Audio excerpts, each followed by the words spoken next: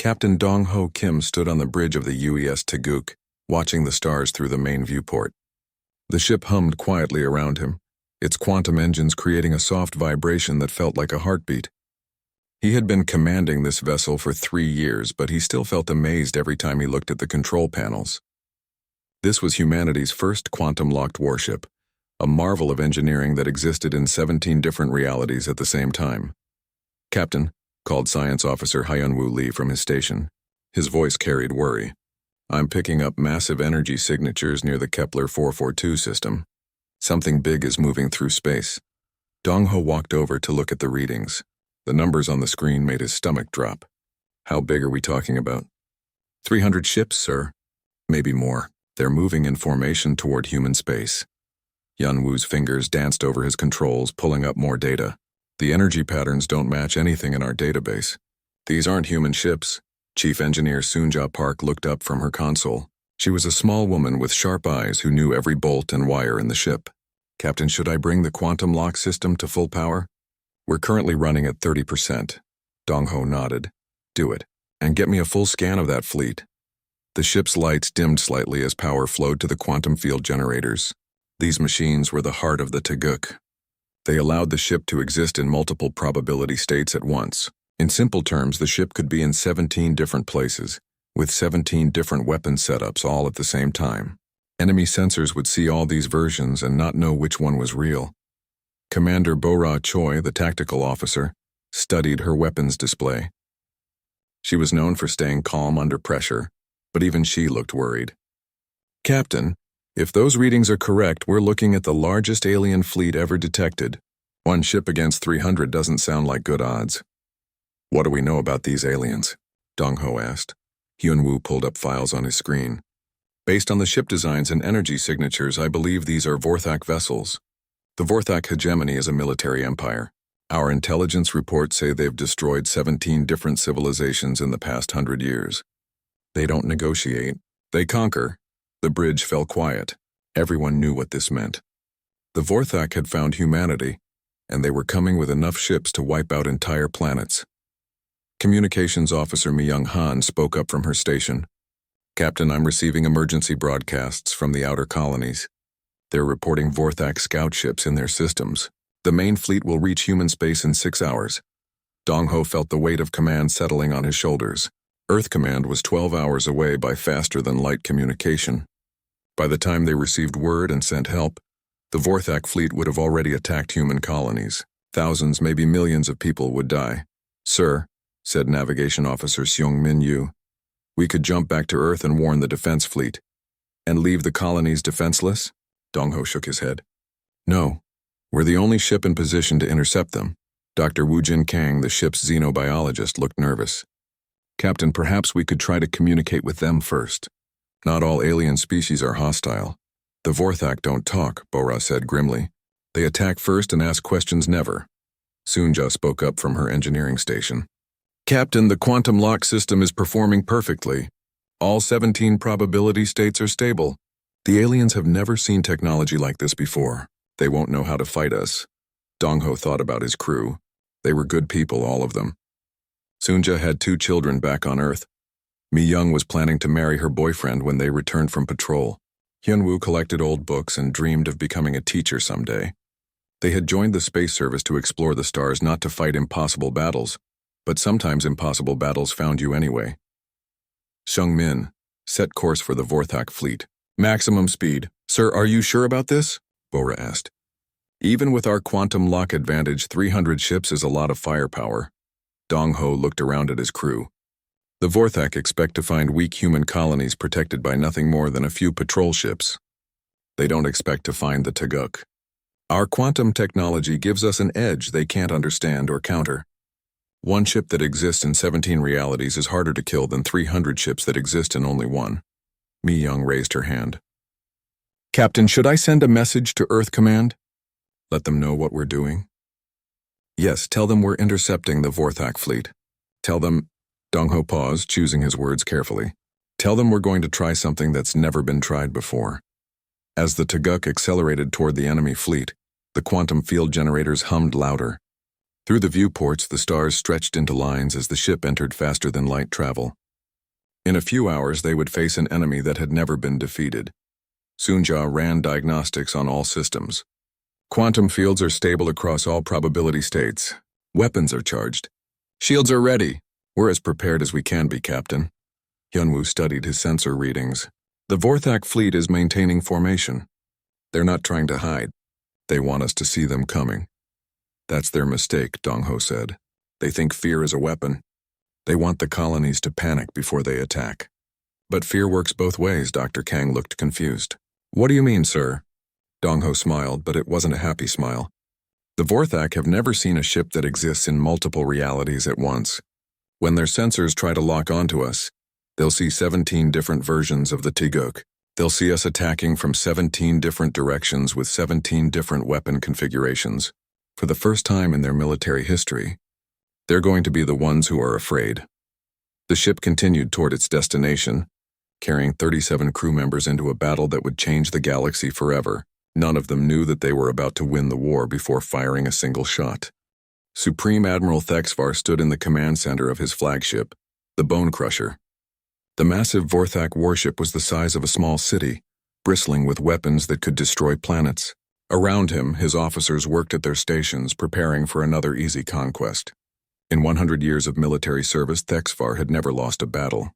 Admiral, called his sensor officer, we're detecting a single human vessel approaching our fleet. Thexvar's 4 eyes narrowed. His species looked like giant lizards that walked upright with thick scales and sharp claws. Just one ship? How pathetic. These humans must be desperate to send one vessel against our entire fleet. Sir, the sensor officer said, his voice becoming uncertain. I'm getting strange readings from this ship.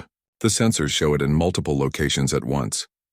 Fix your equipment, Thexvar growled. Sensors don't malfunction in my fleet.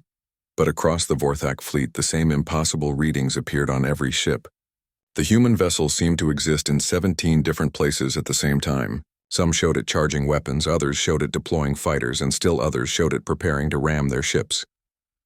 On the Tiguk, Dr. Woo Jin Kang worked frantically at his console. As the ship's xenobiologist, he knew more about alien languages than anyone else on the crew. Captain, I'm trying to establish communication protocols with the Vorthak, but their language is very complex. It might take time. We may not have much time, Captain Dong-ho Kim replied. He watched the tactical display showing the massive alien fleet. Even through the quantum lock system, the sight was frightening. Each Vorthak ship was 3 times larger than the Tiguk. Communications specialist Ji-hee Lim looked up from her station. Sir, I'm picking up radio chatter from the alien fleet. They seem very confused about our quantum signatures. Navigation officer Sung-min Yu guided the ship closer to the Vorthak formation. Captain, I'm reading massive energy spikes from their weapon systems. They're powering up to attack. Hold steady, Dong-ho said. Let them make the first move. Back on the Bone Crusher, Thexvar was getting more frustrated by the minute. Weapons officer, lock onto that human ship and destroy it. The weapons officer tried, but his targeting computer couldn't decide which version of the human ship to aim at. Every time he locked onto one quantum signature, 16 others appeared in different locations. Admiral, I cannot establish a target lock. The ship appears to be everywhere at once. That's impossible, Thexvar roared. Ships cannot exist in multiple places. His chief scientist, a nervous creature named Veltar, approached carefully. Admiral, perhaps these humans have developed technology beyond our understanding. The quantum readings suggest their ship exists in multiple probability states simultaneously. Thexvar grabbed Veltar by the throat. Are you telling me that one human ship is too advanced for our entire fleet? I'm saying we should be very careful, sir, Veltar gasped. If they can make one ship exist in 17 realities, what other weapons might they have? On the Tiguk, Chief Engineer Sunja Park monitored the quantum field generators. The system was working perfectly, but she could see the strain it put on the ship's power systems. Captain, the quantum lock is stable, but maintaining 17 probability states uses a lot of energy. We can't keep this up forever. How long can we maintain it? Dong-ho asked. At full power? Maybe 6 hours before we need to recharge the quantum cores. Science Officer Hyunwoo Lee studied the Vorthak fleet movements. Captain, they're not attacking. They're just sitting there scanning us over and over again. Commander Bora Choi prepared her weapon systems, but she noticed something strange. Sir, their weapons are charged, but they're not firing. It's like they can't decide what to shoot at. Dr. Kang suddenly straightened up at his console. Captain, I'm getting communications from the Vorthak fleet, but they're not directed at us. They're talking to each other and I can understand some of it. What are they saying? Dong Ho asked. They're confused and frightened. One ship reports that we're preparing to attack from the north. Another says we're flanking them from the south. A third claims we're directly in front of them, charging our main weapons. They can't agree on where we are or what we're doing. Ji-hai looked up from her station. I'm picking up more chatter. It sounds like their fleet commanders are arguing about how to respond to a threat they can't properly target. On the Vorthak command ship, the argument was getting heated. We should attack immediately, shouted one captain, before they can use more of their strange technology. Attack what? Demanded another. My sensors show 17 different human ships. Which one do we shoot at? There's only one ship, insisted a third captain. But it keeps moving between realities. How do we fight an enemy that doesn't follow the laws of physics? Thexvar listened to his officer's panic and felt something he had never experienced before. Uncertainty. In 100 years of conquest, he had always known exactly what he was fighting. Enemy ships existed in one place, had specific weapons and could be destroyed with enough firepower. But this human vessel seemed to mock everything he understood about warfare. Admiral, Veltar said quietly, perhaps we should withdraw and study this new technology before engaging. The Vorthak do not withdraw. Thexvar snapped, but his voice lacked its usual confidence. Back on the Taguk, the crew watched their sensors in amazement. The massive alien fleet was just sitting in space, making no aggressive moves. Captain, Mi-young said from her communication station, I think I'm receiving a transmission directed at us. It's in broken human language. Put it on the main speakers, Dong Ho ordered. A harsh alien voice filled the bridge. Human vessel, we wish to speak with you. Do not attack. We wish to speak. The bridge crew exchanged glances. Commander Bora raised an eyebrow. They want to talk? The species that never negotiates wants to talk to us? Dr. Kang smiled. Captain, I think our quantum lock system is having a psychological effect we never expected. They're not just unable to target us, they're afraid of us. Dong Ho thought about this. The Vorthak had conquered 17 civilizations by being the most feared military force in the galaxy. But now they were the ones experiencing fear for the first time. Open a channel, he ordered. Let's see what the mighty Vorthak Empire wants to discuss. Chief Science Officer In-Soo Park stared at his quantum field readings in disbelief. He had designed much of the Taguk's quantum lock system, but even he had not expected this result. Captain, he said, turning to face Dong Ho Kim, I think I understand what's happening to the Vorthak fleet. Explain, Dong Ho said, keeping his eyes on the main screen where 300 alien warships sat motionless in space. Our quantum lock system makes us exist in 17 different probability states. In-Soo began. To their sensors, we appear to be 17 different ships in 17 different locations, all real at the same time. But here's what we didn't consider. Their combat computers are trying to calculate battle outcomes for all 17 possibilities at once. Communications specialist Ji-hai Lim looked up from her station. Sir, I'm monitoring more Vorthak transmissions. Their fleet commanders are running combat simulations, and every single simulation shows their complete destruction. But we haven't even powered up our weapons yet, said Commander Bora Choi. In-Soo nodded. That's exactly the point. Their computers see us as capable of attacking from 17 different angles simultaneously. To them, we're not just one ship. We're an entire fleet that can strike from anywhere at any moment. On the Vorthak flagship, war strategist Cole Thran reviewed the battle simulations for the 20th time. Each result was the same, total defeat. The human vessel appeared capable of impossible tactical maneuvers. His computer showed it could attack the fleet's front, sides, and rear all at the same time while maintaining defensive positions in multiple locations. This is madness, Cole Thran muttered. His species resembled giant insects with 6 arms and compound eyes. Those eyes now reflected the glow of countless failed battle plans on his screens. No ship should be able to exist in multiple realities. Admiral Thexvar approached the strategy station. What do your simulations tell us, Cole Thran? They tell us we should have stayed home, Admiral. This human ship represents technology we cannot understand or counter. Every attack plan results in the destruction of our entire fleet. You're telling me that one small human vessel can defeat 300 Vorthak warships? Colthran's compound eyes clicked as he focused on the Admiral. I'm telling you that this isn't just one ship, sir. According to our sensors, it's 17 ships occupying the same space while existing in different dimensional states. Our weapons can only target one reality at a time, but they can apparently attack from all realities simultaneously. Meanwhile, on the Taegeuk, Medical Officer Yoon Kyung, Shin was treating several crew members who had developed what she called quantum displacement sickness. The constant existence in multiple probability states was causing headaches and nausea in some humans. Doctor, said crewman Taeho Jang, holding his head. It feels like I'm in 17 places at once, but I can only remember being in one place. That's because you are in 17 places at once, Yoon Kyung explained as she gave him medicine for the headache.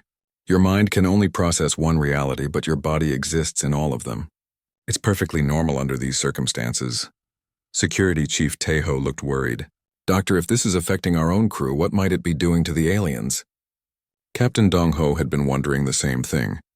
He called Dr. Woo Jin Kang to the command station. Doctor, you've been studying the Vorthak communications.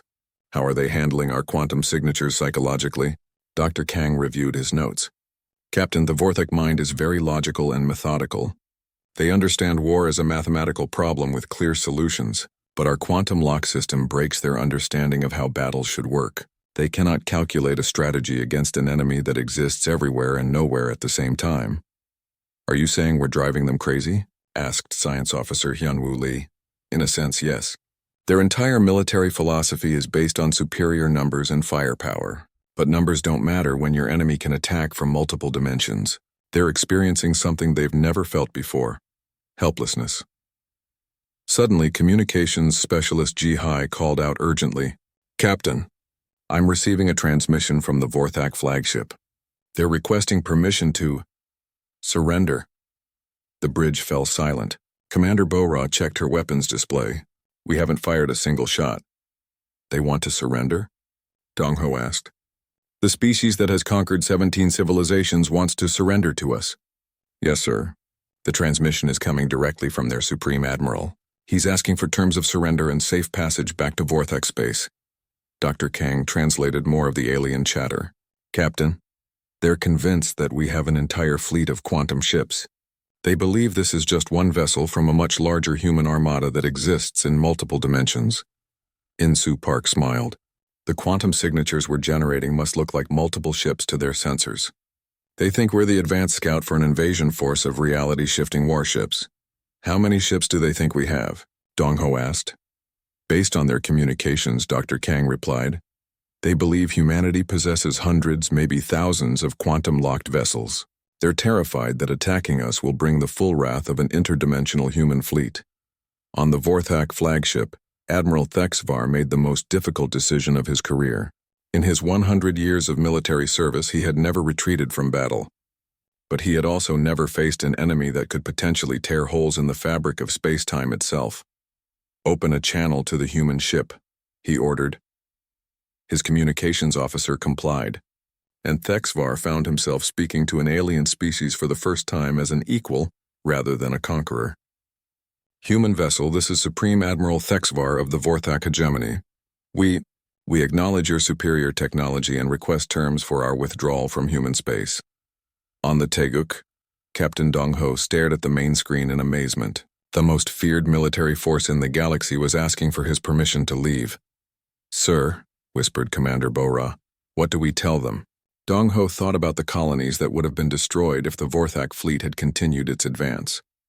He thought about the millions of humans who were safe because 37 people on one experimental ship had faced impossible odds.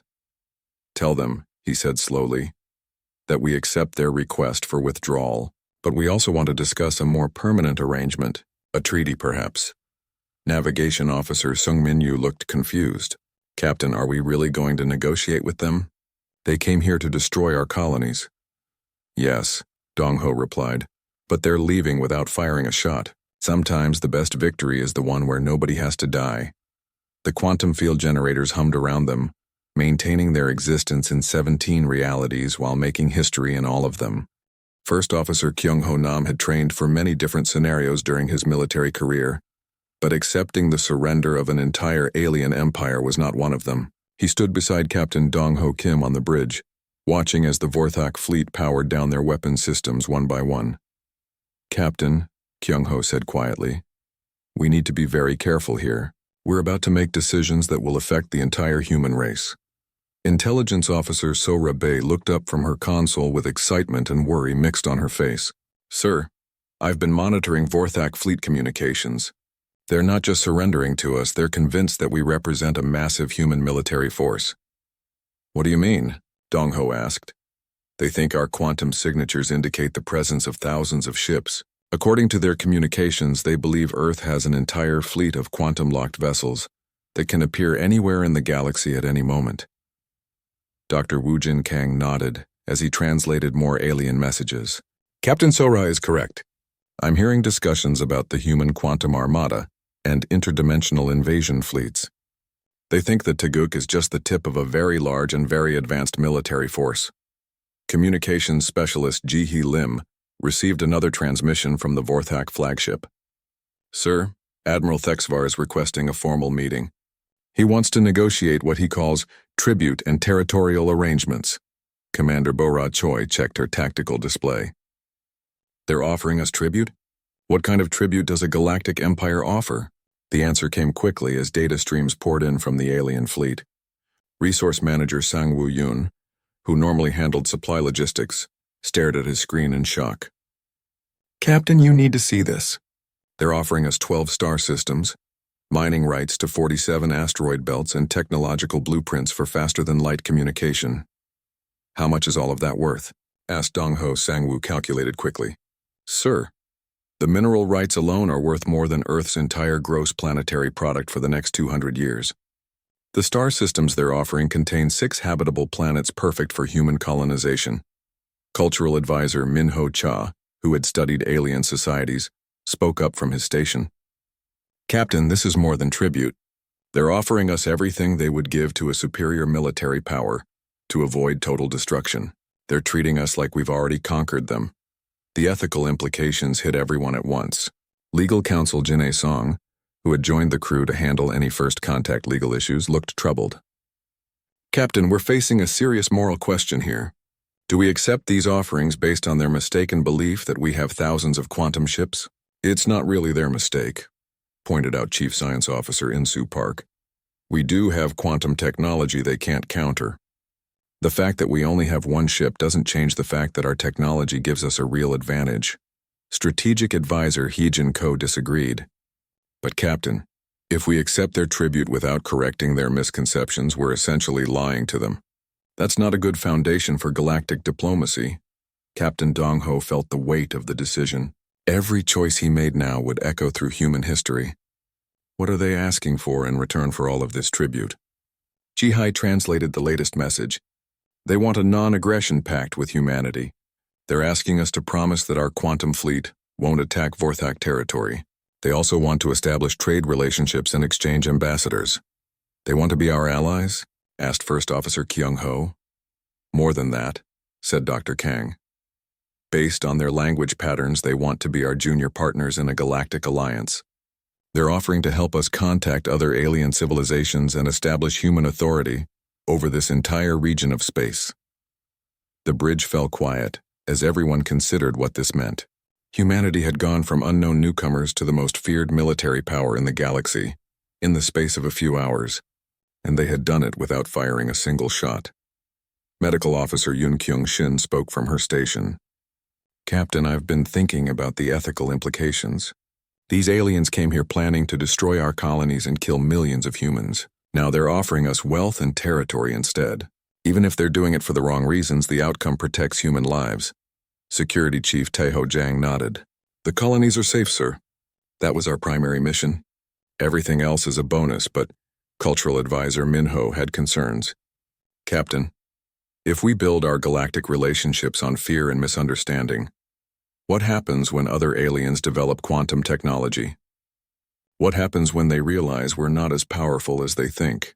Then we deal with that problem when it comes, said Strategic Advisor Hye Jin. Right now we have an opportunity to establish humanity as a major galactic power without bloodshed. That's worth considering. Communications Specialist Jihai interrupted the debate. Captain, I'm receiving messages from other alien species. Word of our encounter with the Vorthak is spreading through subspace communication networks. Intelligence Officer Sora quickly analyzed the incoming data. Sir, 3 different alien civilizations are sending diplomatic envoys to Earth. They all want to establish relations with the human quantum empire. How many civilizations are we talking about? Dong Ho asked. So far, 17 different species have sent messages expressing interest in human alliance. 2 major galactic empires have requested permission to send ambassadors to Earth. Resource Manager Sang Woo looked overwhelmed. Captain, if even half of these species offer the same kind of tribute the Vorthak are offering, humanity will become the wealthiest civilization in the galaxy almost overnight. The implications were staggering. Earth had been struggling to establish even basic colonies beyond the solar system. Now alien empires were competing to offer humans entire star systems and advanced technologies. Captain Dong Ho made his decision. Jihi, open a channel to Admiral Thexvar. Tell him we accept his request for a meeting to discuss terms. Legal counsel Jin'e looked worried. Captain, what terms are we going to offer? We can't promise them that thousands of quantum ships won't attack them when those ships don't exist. We can promise them that humanity won't attack Vorthak territory without provocation, Dong Ho replied. That's a promise we can keep regardless of how many ships we have. And the tribute? Asked Sang Woo. Dong Ho thought about the colonies that would be built, the resources that could feed and house millions of humans, and the technology that could advance human civilization by centuries. We accept their tribute as compensation for the threat they pose to human colonies. That's fair under any legal system. As the Teguk prepared to host the most important diplomatic meeting in human history, the quantum field generators continued their quiet hum. The ship existed in 17 realities, but in all of them, humanity had just become a galactic superpower. Communications Officer J1 had never been so busy in his entire career. Messages poured in from across the galaxy as news of humanity's quantum armada spread through subspace networks faster than anyone had expected.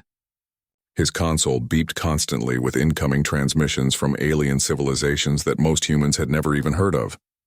Captain, Jaewon called out to Dong Ho Kim, I'm receiving surrender offers from the Kalari Trade Federation, the Zephyr Alliance, and something called the Crimson Star Empire. They're all asking for the same non-aggression treaties the Vorthak requested. Cultural analyst Dayun Ryu studied the incoming data with growing amazement. Sir, I'm analyzing the political implications of what's happening. The mere rumor of humanity's quantum technology is causing a complete shift in galactic power structures. Explain, Captain Dong Ho said, though he was beginning to suspect he knew what she would tell him. 3 major alien empires have collapsed in the past 6 hours, not from warfare but from internal political chaos. Their military leaders are refusing to fight against what they believe is an impossible enemy. When the military won't fight, governments fall apart. Chief Science Officer In-Soo Park looked up from his quantum field monitoring station. Captain, maintaining 17 probability states is putting enormous strain on our power systems. We're running at 90% capacity, and the quantum cores are starting to show stress fractures. How long can we maintain the quantum lock? Dong Ho asked. Maybe 12 more hours before we need to drop to a lower power level, In-Soo replied. The system wasn't designed for extended operations at full power. This presented a serious problem. If the Teguk reduced its quantum signatures, alien sensors might realize they were looking at just one ship instead of an interdimensional fleet. Counselor Yejin Go approached the captain's station. As the ship's psychological advisor, she had been monitoring the crew's mental state during this unprecedented situation.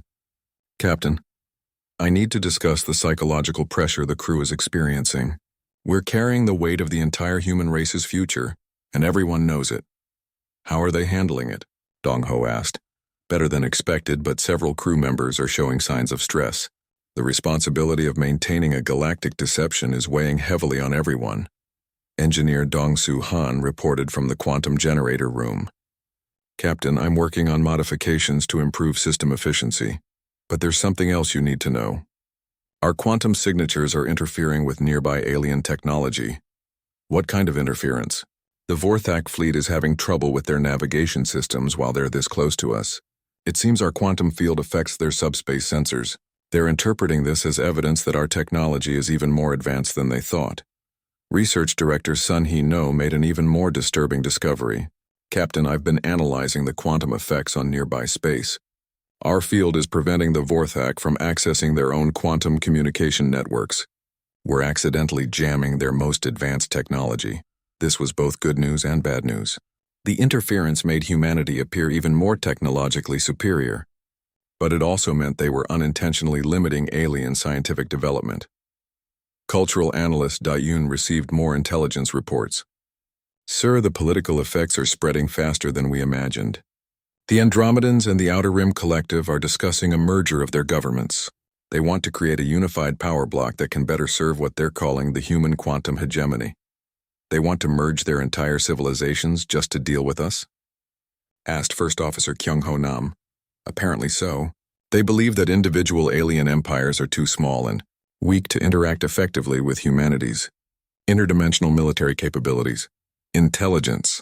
Officer Sorabe monitored communications across dozens of alien civilizations. Captain, I'm tracking the spread of information about our encounter with the Vorthak. The story is growing with each transmission. Some alien species now believe humans can travel through time as well as multiple dimensions.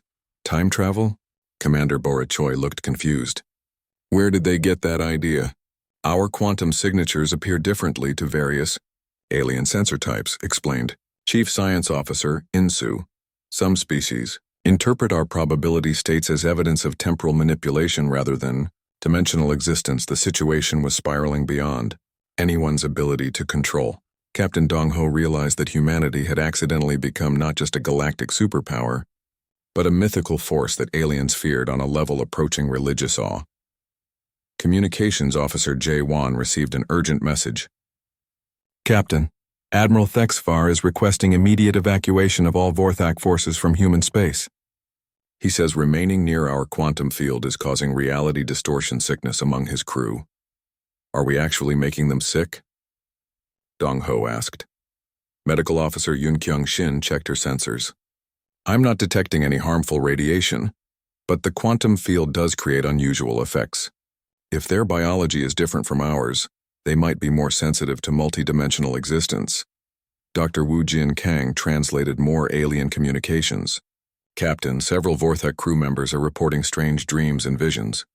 They believe our quantum field is allowing them to see into alternate realities where different versions of this battle played out. And in those alternate realities, Dong-Ho asked, in every version they can see humanity wins decisively. They're convinced that every possible outcome of this encounter results in human victory. Strategic analyst Guangsu Moon studied the overall galactic situation. Captain, we've created something unprecedented in galactic history. Every major alien civilization is now reorganizing their governments and military forces around the assumption that humanity has godlike technology. The question, said Cultural Advisor Minho, is whether we can maintain this situation or whether we should reveal the truth about our actual capabilities. Legal counsel Jin Song had been working on the legal implications. Captain, we're facing a dilemma. If we continue to let aliens believe we have thousands of quantum ships, we're building our entire galactic position on a deception. But if we tell the truth now, we might lose the peaceful resolution we've achieved. Captain Dong-Ho looked around at his crew. 37 people on one experimental ship had accidentally become the most powerful force in galactic politics. The weight of that responsibility was enormous. Sir, said Communications Officer Jae-Won, I'm receiving a priority message from Earth Command.